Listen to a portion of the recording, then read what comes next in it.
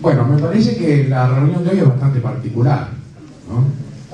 Yo tenía esta idea antes del discurso de Horacio, después del discurso de Horacio todavía profundizo esa conclusión. Pero en realidad, ¿por qué me parece que es muy particular? Porque creo que hay varias intervenciones, sobre todo al principio, de un tono de afirmación militante, un tono ideológico, expresiones como somos los mejores, ¿por qué somos los mejores?, que me parece que responden a la influencia de dos acontecimientos de estos últimos días. Uno, el acto de la plaza, que nos ha entusiasmado, un acto impresionante, no solo por el número, sino por las características que tuvo, el clima que se vivía y por el discurso de la presidenta. Y más allá que todo discurso es discutible, como recién se decía, pero creo que el discurso de la presidenta abrió senderos muy importantes, y de esta idea de la convocatoria a la organización popular, a la participación popular, me parece que es muy importante cuando se expresa desde el más alto nivel del poder político, y creo que le da a la militancia kirchnerista y a todos los que participamos de este proceso político una orientación y una seguridad además para seguir reclamando más organización y más participación. Como decía Héctor, no solo la organización política que pensamos que tiene que ir avanzando y que todavía en alguna medida vemos como una carencia, sino también esa participación en las políticas públicas que empieza a tener expresiones como es esta convocatoria a la participación en el control de precios, pero que me parece que esto es simplemente un anticipo muy tenue de lo que debería ser si avanzamos por ese camino. Y el segundo acontecimiento por el cual me parece que también estamos sacudidos es, como acá se señaló, por la virulencia, la desmesura de la campaña mediática que golpeó a carta abierta como parte del dispositivo político del kirchnerismo, y que alcanzó límites inimaginables como el editorial del diario La Nación. Pero yo creo que también hay algunos elementos significativos que no hay que dejar pasar, que muestran que cuando se avanza tanto, cuando se desconocen todos los límites hasta del sentido común, también se paga algunas consecuencias. Por ejemplo, en la historia del diario La Nación, yo no conozco muchos antecedentes de una asamblea del personal que haya repudiado los editoriales del diario.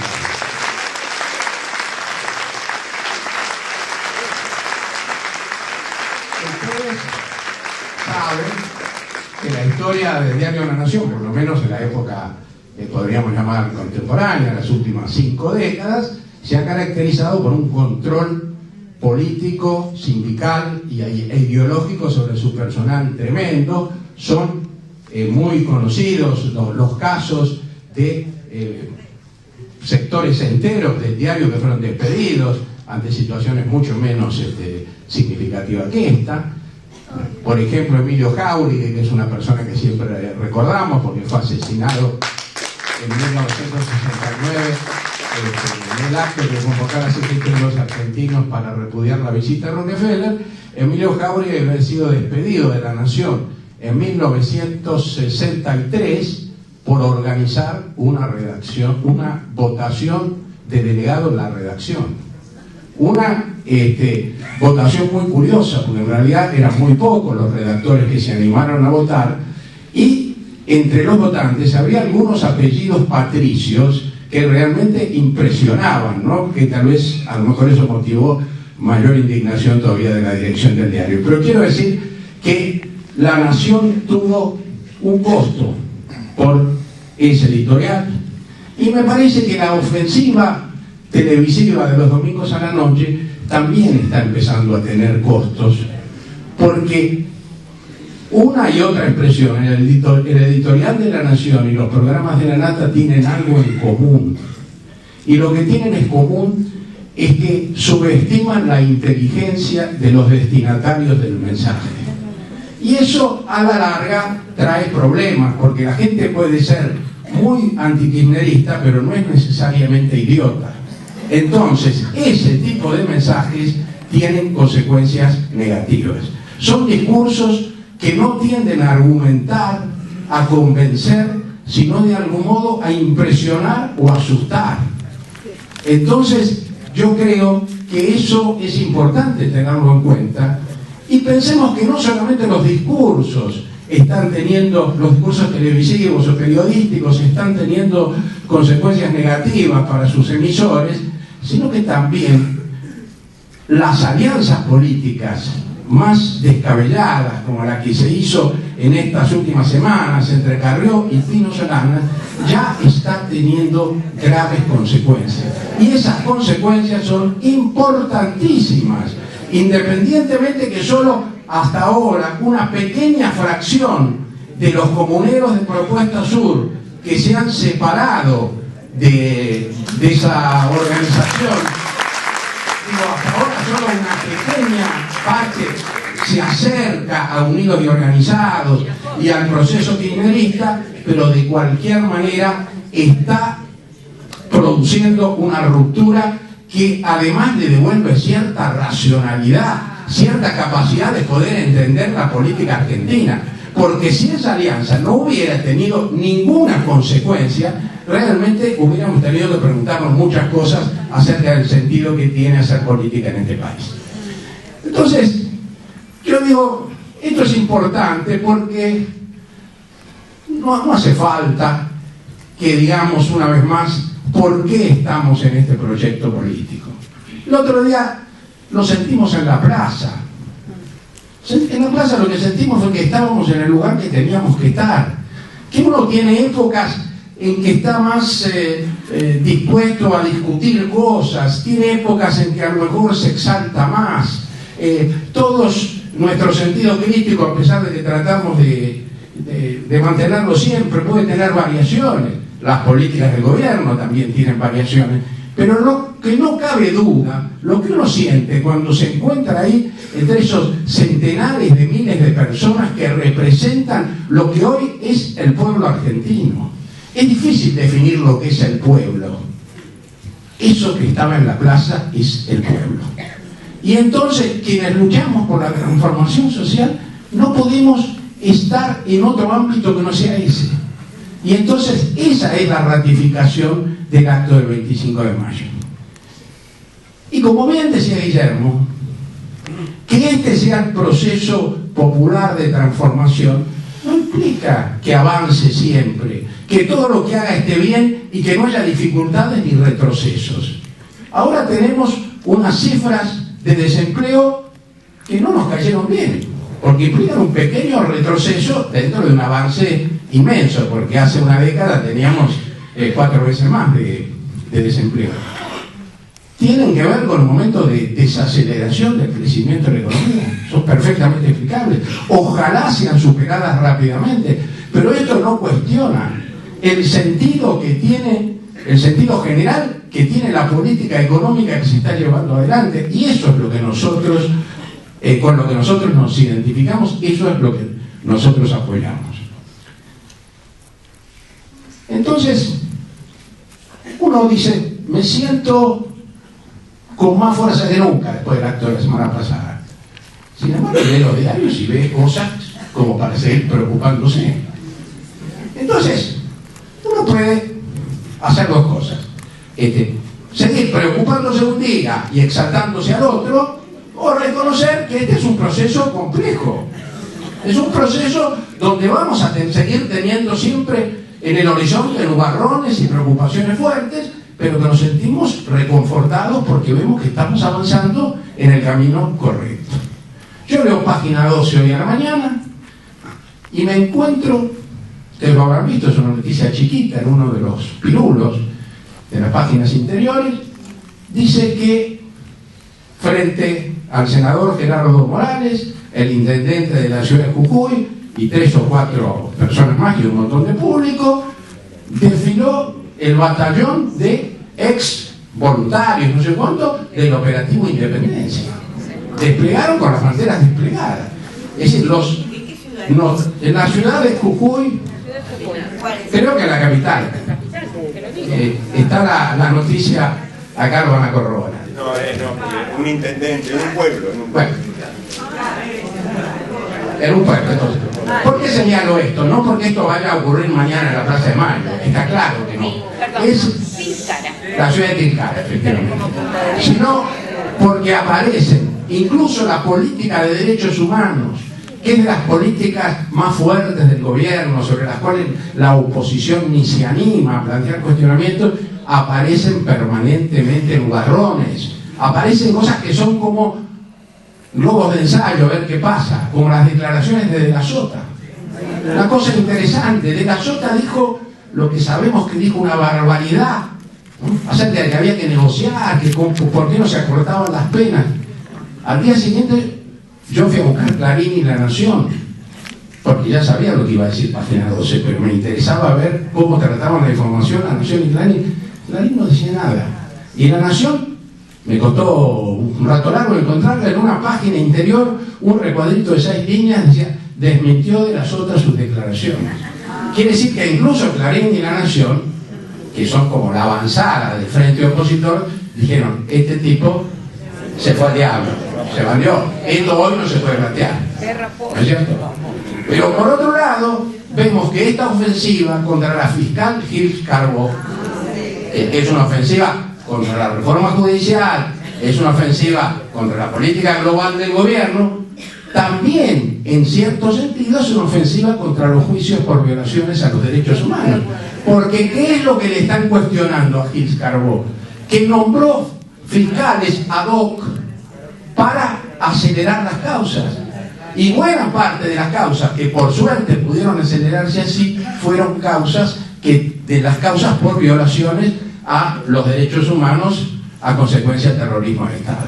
Entonces, si uno imagina que prosperaran, y ya hay un tribunal de segunda instancia que tomó en cuenta estas denuncias contra Gils Carbó, que esto prosperara y quedara finalmente con sentencia firme esta impugnación, estaríamos también poniendo en peligro no solo la continuidad, sino dándole argumentos a la defensa de los militares condenados para impugnar o pedir nulidades en los procesos que se llevaron adelante. Entonces, esto es una buena prueba. Hasta en las políticas que hemos avanzado más, seguimos teniendo embates y lo ilógico sería que no fuera así. Yo escuchaba lo que decía Horacio acerca de la degradación del lenguaje que tiene que ver con la emisión televisiva. Me acordaba del texto de Bourdieu sobre la televisión. Bourdieu, entre otras muchas cosas que no viene al caso discutir ahora, suponiendo que yo las recordara, decía que cuando uno, es decir, alguien desde una perspectiva de izquierda, popular, progresista, democrática, como ustedes quieran, iba a la televisión, tenía que estar en guardia. Tenía que de alguna manera tratar de romper la lógica, ¿no? Que no podía ir de un modo desprevenido, digamos. ¿Y por qué era esto? Porque la televisión, esa lógica era la lógica del adversario, pero no era una lógica que se planteaba descaradamente, ¿no? Sino que en el modo de la pregunta, en los tiempos de la televisión, en los énfasis sutiles en ciertas cosas, ocurría que uno iba queriendo hablar de, por ejemplo, en la época de Menem, de las privatizaciones y del sometimiento al capital financiero internacional, y terminaba hablando de la corrupción, porque hasta ahí llegaba, digamos, ese era el margen de lo que se podía discutir. Ahora, uno no sufría ningún ataque, ¿no? Era, insisto, una manera bastante civilina, si se quiere, de conducir el debate. Bueno, si uno ve lo que pasa los domingos a la noche por Canal 13, se da cuenta que la situación ha cambiado. Porque, insisto, no se intenta ni convencer, ni siquiera incluir, confundir. Es una agresión descarada. Y esa agresión descarada alcanzó a carta abierta porque Carta Abierta tuvo la valentía de hacer un texto que iba directamente sobre el tema central de la coyuntura. ¿Por qué digo que era el tema central de la coyuntura? ¿Porque es lo más importante que pasa en la Argentina? No. Porque la ofensiva política contra este gobierno se centraba fundamentalmente en esos días en las campañas mediáticas contra la corrupción. Y digo que la actitud fue valiente porque hablar de la corrupción tiene un costo. La corrupción es uno de los temas favoritos de la derecha, lo cual no quiere decir que los corruptos sean de izquierda y los que los denuncian sean de la derecha, ¿no? También la inseguridad es un tema de la derecha y los responsables de la inseguridad, más bien habría que buscarlos del mismo lado. Es un tema difícil el de la corrupción. ¿Por qué? Porque es imposible negar, y la Carta lo plantea claramente, que existe lo que podríamos llamar una corrupción estructural. Uno podría decir, en el capitalismo siempre hay corrupción. Y lo que descubrimos después es que no solo en el capitalismo hay corrupción, con lo cual es bastante más complicado. ¿Es cierto?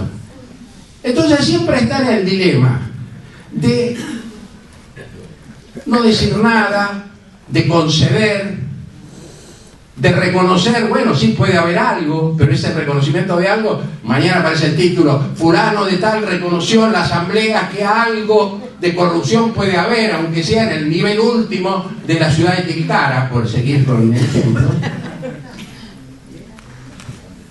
O no poder decir nada, que también es lo peor. Porque yo coincido con todo lo que se dijo acá sobre la importancia de tener claro cómo el enemigo nos quiere imponer su agenda y nosotros queremos o tenemos que imponer otra agenda. Pero lo que advierto, no porque piense que nadie lo haya dicho ni lo sugiera, que lo que no podemos hacer es dejar de discutir. No podemos convertirnos en autistas de hablar para nosotros mismos. Por difícil que sea, tenemos que seguir discutiendo con los taximetreros, conseguirlo Horacio, que ven ese programa los domingos a la noche y creen que ya tienen la clave para interpretar lo que pasa en la Argentina. Y entonces hay que explicarle a esa gente, como lo hace la Carta 13, lo que pasó en la Argentina en 1930, en 1955, hasta cuando cayó Arturo Illia en el 66 y en 1976.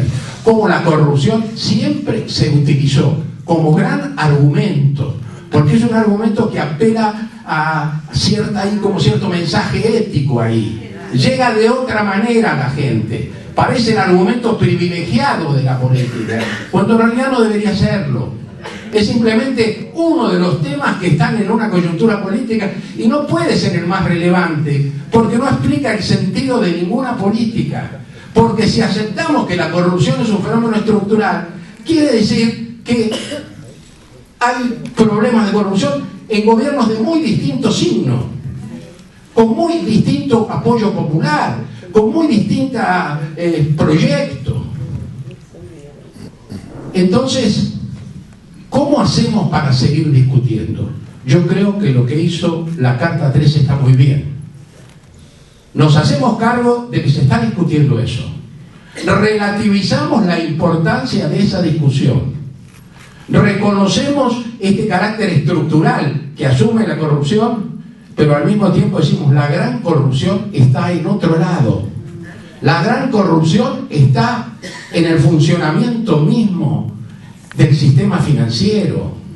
La gran corrupción, como se planteaba en la época del menemismo, ese parecía, yo les podría decir, apelando un poco a mi memoria y a lo que me duele contar esto, que toda la crisis del Frente Grande y el Frepaso puede explicarse viendo cómo un discurso que veía la corrupción como un elemento más que tenía fundamentalmente que ver con cómo había sido colonizado ese gobierno por los grandes intereses financieros, cómo el poder económico se había apropiado de ese gobierno peronista, con la complacencia del presidente, por supuesto, se transformó en un discurso donde parecía que la corrupción era el único tema, lo cual permitió que otros sectores que no compartían el mismo proyecto transformador que en un principio había tenido esa fuerza, se sumaran con la bandera del discurso contra la corrupción. Entonces nunca, insisto, creo que ya lo dije, nunca la corrupción es el tema central para explicar una coyuntura política. Pero nosotros tenemos mucho para decir respecto a eso. Y a tal punto, la corrupción tiene que ver con algo más que el enriquecimiento de una persona, que si nosotros pensamos cuáles son los que han sido procesados, y aparentemente la causa avanza por corrupción en estos 10 años de gobierno, eso se da no por casualidad en los mismos sectores donde el programa de gobierno no avanzó, donde no fue aplicado. Por si alguien no lo entendió todavía, me refiero al área de transportes, donde recién hace un año nos hemos hecho cargo de que es imprescindible avanzar con mucha energía. No es raro que ahí hubiera corrupción, porque la verdadera corrupción en un gobierno gobernado por relaciones capitalistas, la verdadera corrupción en el Estado es no controlar al poder económico. En eso reside la corrupción. Lo demás es anecdótico, aunque impresione mucho y aunque algunas de esas cosas eventualmente pudieran ser ciertas. Pero el gran debate de la Argentina de hoy no es el de la corrupción. El gran debate de la Argentina de hoy me parece que tiene más que ver, como recién se decía, con la democracia. Nosotros tenemos muchos elementos para abordar esta discusión. Tenemos también algunas dificultades. Y es bueno reconocer los puntos a favor y los puntos en contra que uno tiene para abordar cualquier tarea y cualquier cuestión. Y tenemos algunas dificultades, porque 40 años atrás, a lo mejor, muchos de los que están acá decían, no me interesan las democracias formales. Con lo cual se desentendían de todas estas cosas que estamos discutiendo hoy, cuáles son los límites del poder judicial, ¿no? No nos interesan las democracias formales. ¿Qué queríamos? Una democracia real, una democracia sustantiva, una democracia que se confundía en la mayoría de los casos con el socialismo. No había resuelto la cuestión de la democracia, a tal punto que son muchos los autores hoy que invierten aquella relación que en general tenían los marxistas, que a través de la democracia podíamos llegar al socialismo, y de alguna manera piensan que si llegamos al socialismo a lo mejor es un paso hacia una democracia más profunda. Pero más allá de esta discusión, que no tendría sentido hacer ahora, lo que está claro es que no tenemos en el movimiento popular argentino, que tiene una gran tradición de luchas por la justicia social, de luchas por los derechos de los trabajadores, de muchas otras luchas, que ahora tiene una gran tradición de lucha por los derechos humanos, no tiene esa tradición de lucha por la democracia. El peronismo de algún modo no era un tema que planteaba como central. Y la izquierda remitió la democracia al horizonte socialista y, como decíamos, el socialismo no sé si resolvió algún problema, en los que subsisten sí, resolvió, sabemos, problemas de educación, de salud, un montón de cosas, pero no ha resuelto claramente el problema de la democracia. Pero eso nos hace todavía más necesario que llevemos esta discusión, porque creo que hemos cambiado también, lo hemos dicho muchas veces, la relación que tenemos entre lo que podríamos llamar el horizonte teórico y la propuesta política. Hoy vemos que son dos cosas que no están tan distanciadas como creíamos. Si nosotros queremos profundizar nuestra visión de la democracia, tenemos que analizar a fondo la experiencia que está ocurriendo en este momento en América Latina. Estamos asistiendo a un proceso de profundización de la democracia, en el sentido de incorporación a nuevos sectores sociales a la vida política, en el sentido de mayor participación, de mayor justicia social.